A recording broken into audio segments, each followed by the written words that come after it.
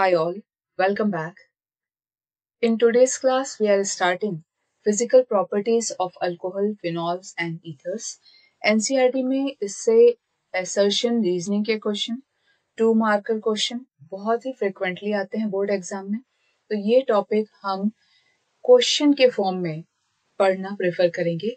और सबसे पहला जो ये इसमें दिया हुआ है स्ट्रक्चर ऑफ फंक्शनल ग्रुप्स. तो आप वापस जाइएगा अल्कोहल्स एंड फिनॉल्स में, उसमें फिजिकल प्रॉपर्टी नहीं लिखा होगा, उसमें लिखा होगा स्ट्रक्चर ऑफ फंक्शनल ग्रुप्स. तो इसमें से हम क्वेश्चंस बनाएंगे और आपको एक्सप्लेन करेंगे.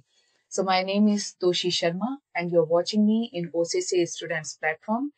ओम केमिस्ट्री क्लासेस में हम अल्कोहल, फिनॉल्स एंड ईथर्स के सारे रिएक्शंस कर चुके हैं. अब थोड़ा सा जो पोर्शन बचा हुआ है वो फिजिकल प्रॉपर्टीज का है, जिसको हम ऑलमोस्ट 2 to 3 क्लास में कंप्लीट कर लेंगे. Apart from that we have completed haloalkanes and haloarenes. तो अगर आपका ये पोर्शन कंप्लीट हो जाता है तो you can go for haloalkanes and haloarenes. और अगर आपका हेलोएल्केन हेलोएरीन्स हो गया है तो ऑब्वियसली ये चैप्टर आप कर सकते हैं. ठीक है, so let's start the topic. और टॉपिक ये बोलता है कि फिजिकल प्रॉपर्टी यानी मेनली स्ट्रक्चर से हम क्या करते हैं, कंपैरिजन करते हैं. तो सबसे पहले अगर आप देखें तो एक अल्कोहल का हम मिथेनॉल का मैं एक स्ट्रक्चर आपको बना के दिखाती हूँ.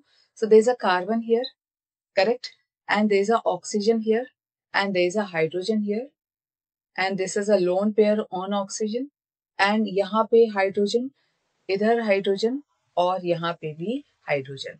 अब आप बोलोगे कि ये स्ट्रेट स्ट्रक्चर आपने मुझे क्यों नहीं बना के दिया, एनसीईआरटी में भी ऐसा ही बना हुआ है. तो क्या मुझे ऐसा बनाना है? बिल्कुल बनाइए, इट्स गुड. रीजन ये है कि ये जो कार्बन है CH3 का जो कार्बन है ये sp3 हाइब्रिडाइज्ड है.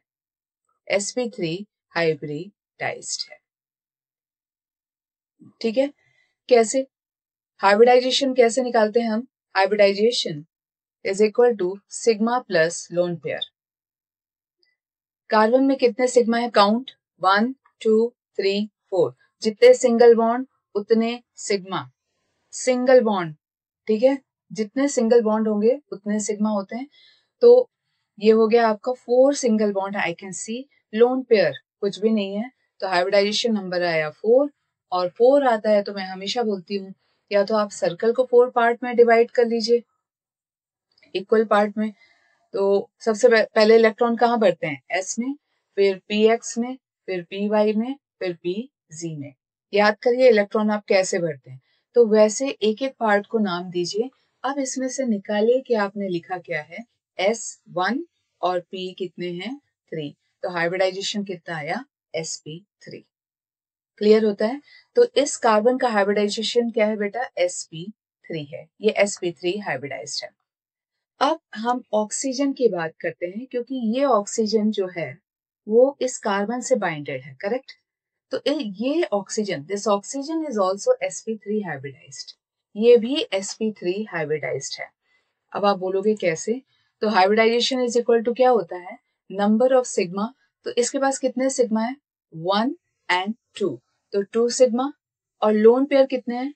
ये 1 लोन पेयर और ये लोन पेयर, तो 2 लोन पेयर. सो टोटल आएगा 4. हाइब्रिडाइजेशन का नंबर अगर 4 आता है तो यहाँ पे अभी आपको सिखाया गया है कि ये sp3 हाइब्रिडाइजेशन है. तो ऑक्सीजन भी क्या है? sp3 hybridised. क्लियर है? पहले समझ लीजिए स्ट्रक्चर, फिर क्वेश्चन हम जरूर लेंगे. अब इसके बाद हमको ये देखना है कि ये जो बॉन्ड लेंथ है वो कितनी है. तो ये कार्बन और ऑक्सीजन के बीच की बॉन्ड लेंथ है 142 पिकोमीटर. 142 पिकोमीटर. और जो ऑक्सीजन और हाइड्रोजन के बीच की बॉन्ड लेंथ है दैट इज 96 पिकोमीटर. ये मैं एनसीईआरटी से देख के स्ट्रेट ले रही हूँ, क्योंकि हमको जो डेटा यूज करना है वो एनसीईआरटी का ही यूज करना है. तो CO बॉन्ड का बॉन्ड लेंथ है 142 पिकोमीटर, 142 पिकोमीटर. और OH बॉन्ड का बॉन्ड लेंथ है 96 पिकोमीटर. ठीक है, ये है आपका स्ट्रक्चर. अब आप याद करो कि अगर आप sp3 पढ़ते थे, किस में पढ़ा था आपने? क्लास 11th में पढ़ा था, मीथेन का फॉर एग्जाम्पल। तो स्ट्रक्चर होता था टेट्राहेड्रल। स्ट्रक्चर कैसा होता था? टेट्राहेड्रल, यहाँ पे भी एच डाल देती हूँ, tetrahedral.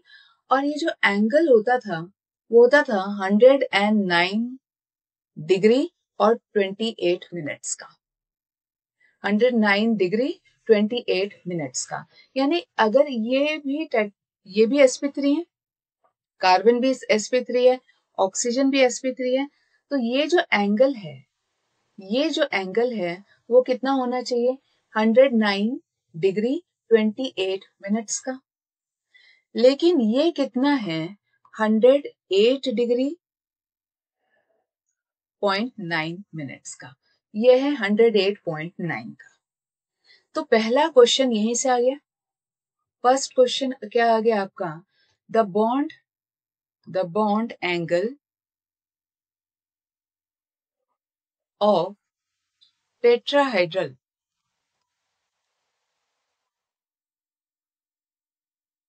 is 109 point. The alcohols is slightly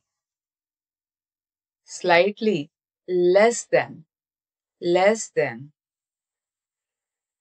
that. I know weird sentence framing है, अभी उसको ठीक कर लेंगे। नॉर्मली बॉन्ड एंगल कितना होता है? 109.28। तो इसका बॉन्ड एंगल भी कितना होना चाहिए? 109.28। क्यों? क्योंकि ये भी sp3 हाइब्रिडाइज्ड है और ये कार्बन भी क्या है? sp3 हाइब्रिडाइज्ड है। पर ऐसा होता क्यों नहीं है? इसका जो रीजन जो है वो है because of lone pair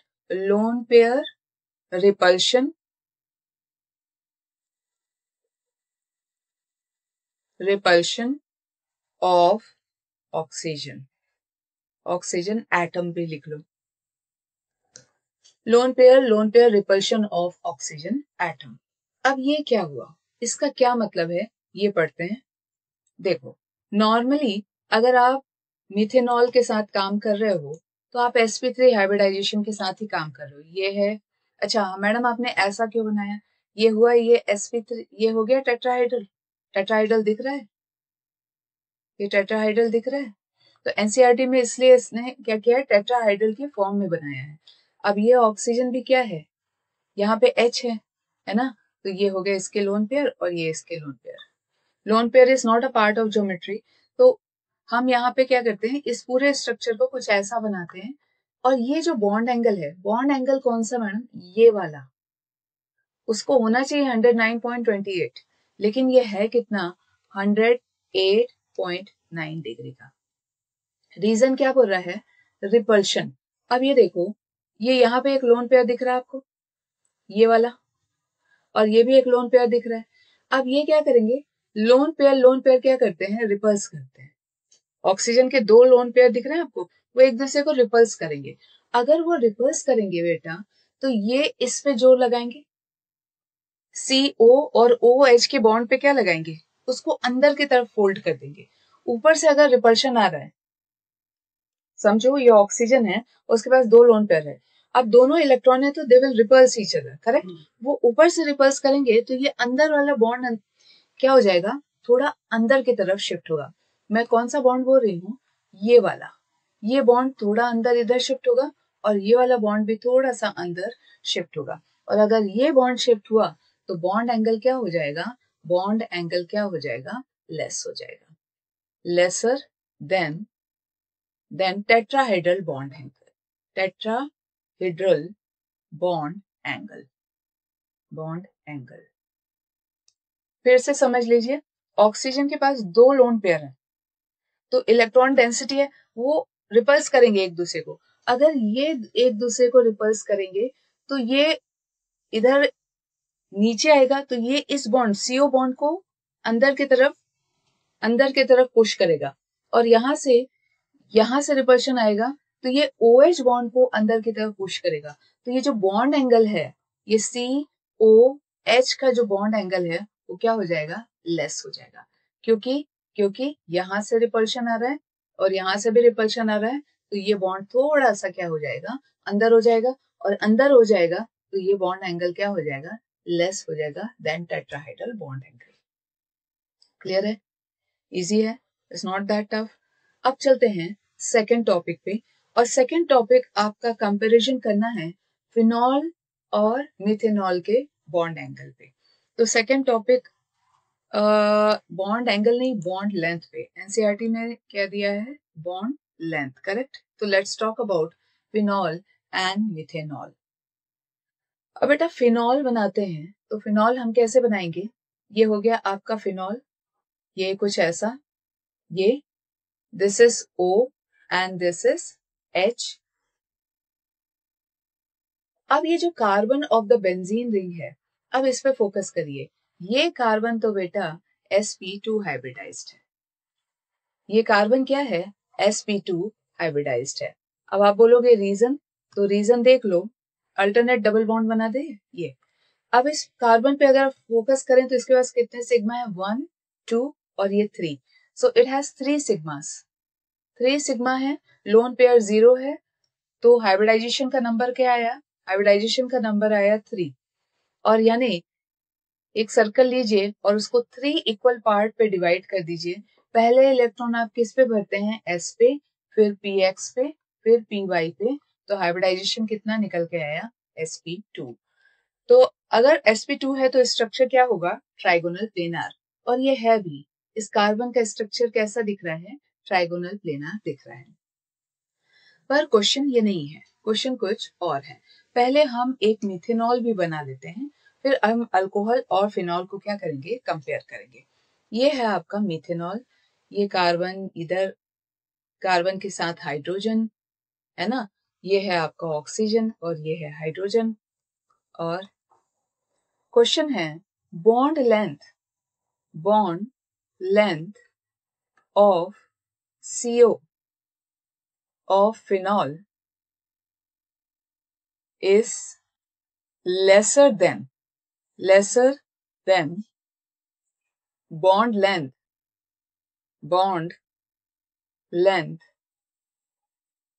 of CO of alcohols.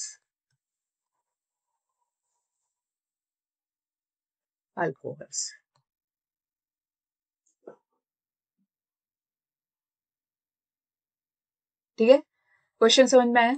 Bond length of CO of phenol is lesser than bond length of CO of alcohol।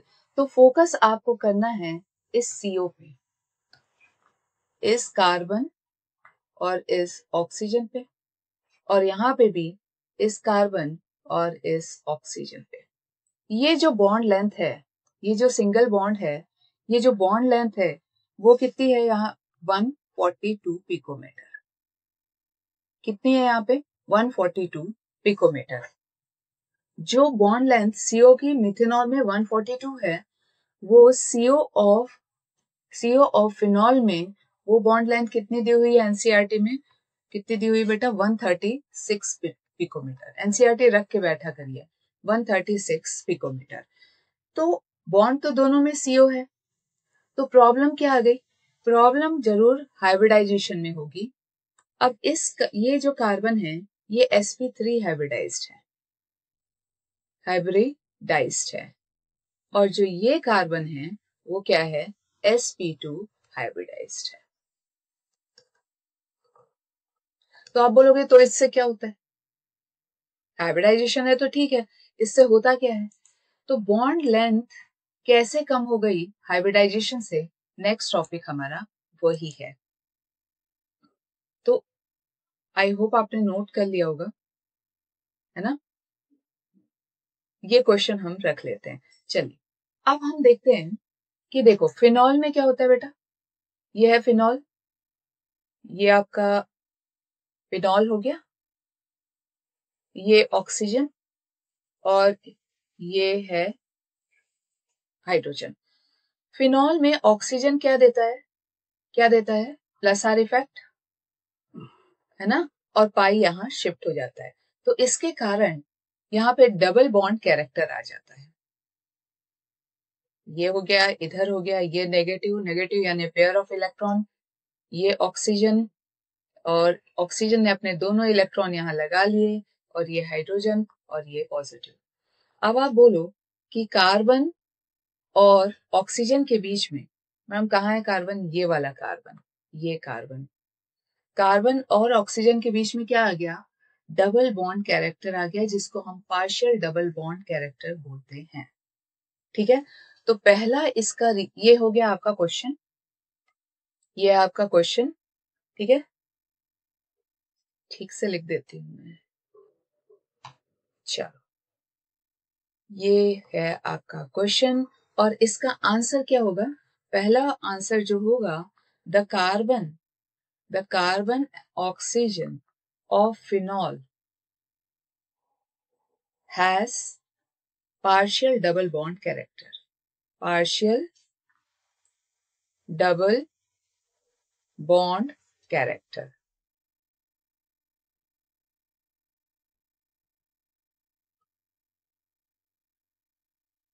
अब डबल बॉन्ड हुआ तो क्या हुआ, एक और लिख लो, and the carbon is sp2 hybridised. पहले क्वेश्चन का आंसर मैं दूंगी, पार्शियल डबल बॉन्ड कैरेक्टर हुआ तो क्या हुआ। तो पार्शियल डबल बॉन्ड कैरेक्टर होने से क्या हुआ, पार्शियल डबल बॉन्ड कैरेक्टर होने से क्या हुआ, क्या होता है, bond will be shorter, bond will be shorter।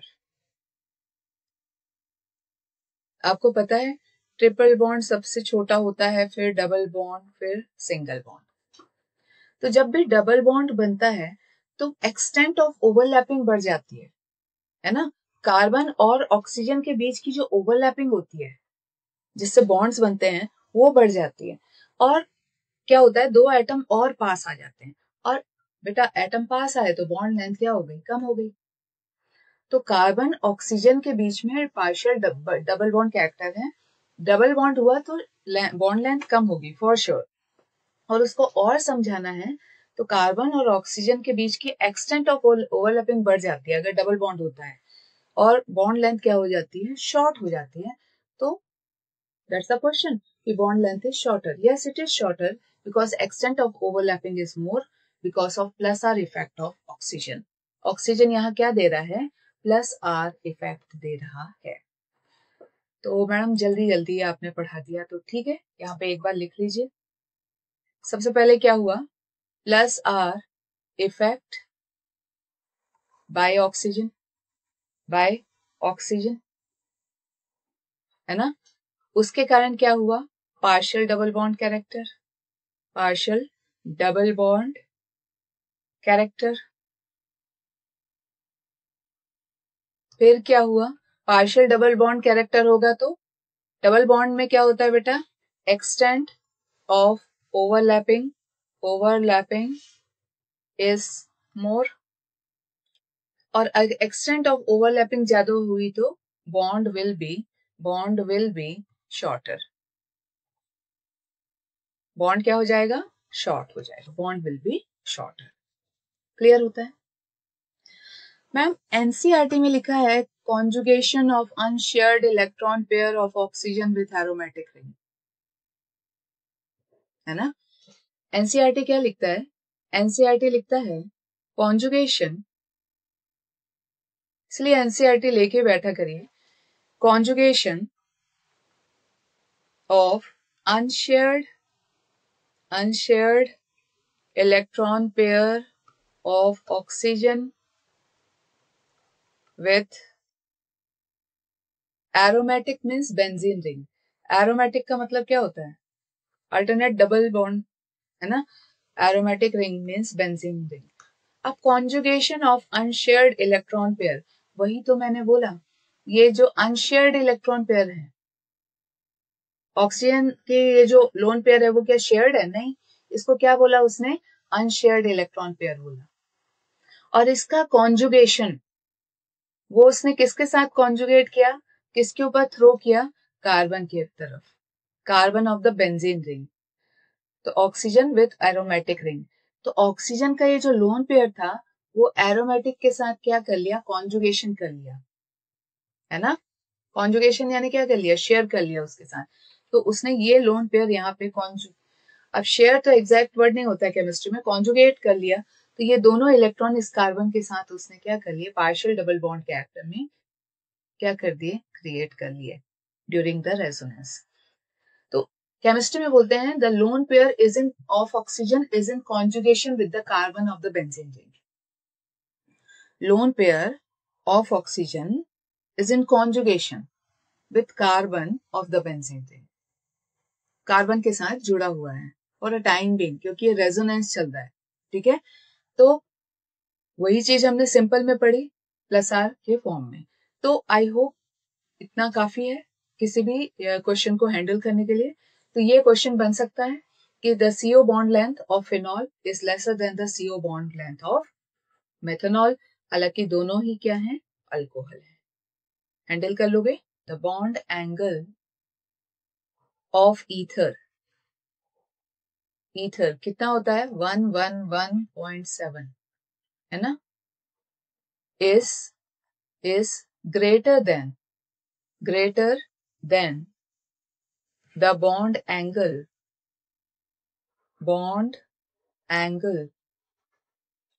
of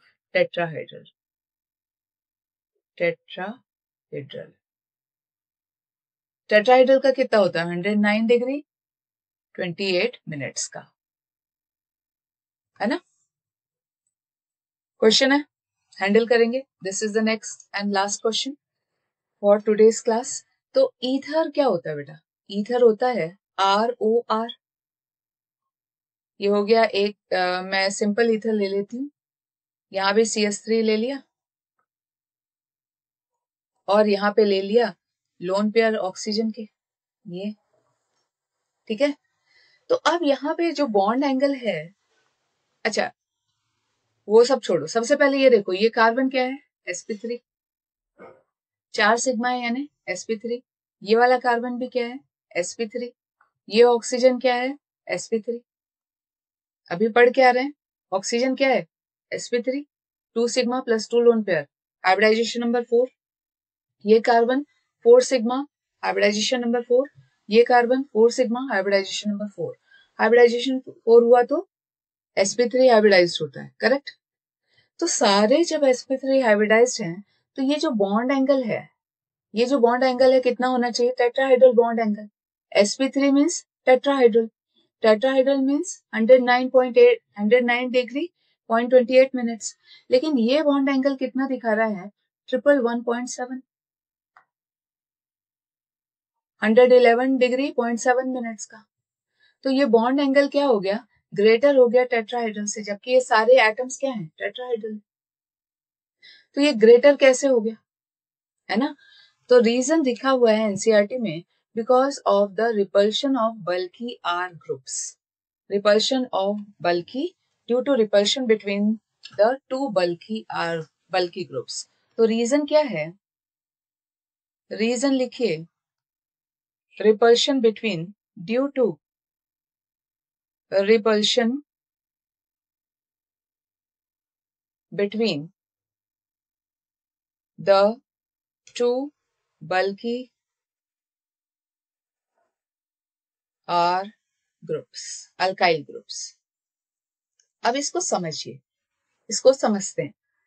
अब R ग्रुप कौन सा है, ये वाला R ग्रुप है, ये एक R ग्रुप है और ये भी एक R ग्रुप है ना। तो ये जो ऑक्सीजन है, ये जो R ग्रुप है, इधर ले आती हूँ मैं, वो डायग्राम अब थोड़ा मैसी हो गया है।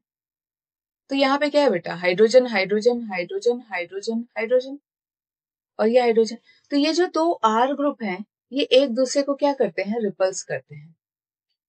इलेक्ट्रॉन पूरी इलेक्ट्रॉन डेंसिटी है, करेक्ट, कार्बन भी हाइड्रोजन भी। तो ये इनको बल्की R बोलते हैं। बल्की मीन्स हैवी, ये जितने कार्बन यहाँ बढ़ेंगे रिपल्शन उतना हाई होगा। तो यहाँ पे क्या होता है, रिपल्शन होता है।